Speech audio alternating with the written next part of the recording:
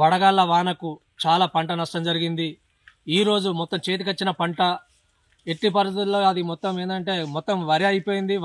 వడ్లైన స్థానం జాగాల్లో ఈరోజు కురిసిన వడగళ్ల వానకు రాళ్లు పడి మొత్తం వడ్ల గింజ లేకుండా రాలిపోవడం జరిగింది. కాబట్టి దీన్ని ఉన్నత అధికారులు అగ్రికల్చర్ వారు వచ్చి పర్యవేక్షించి గవర్నమెంట్ దృష్టికి తీసుకుపోయి దీన్ని తక్షణమే రైతులను ఆదుకోవాలి.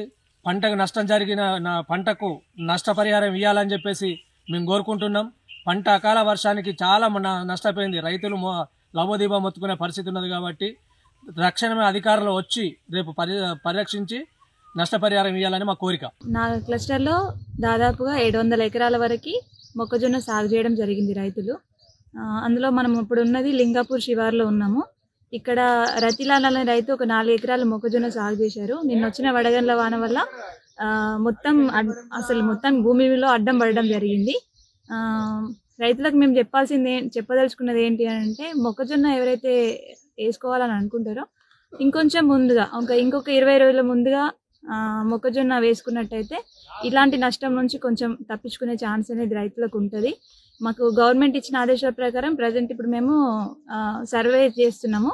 ఎన్ని ఎకరాలలో నష్టం అయింది అనేది మనము గవర్నమెంట్కి నివేదిక ఇస్తాము.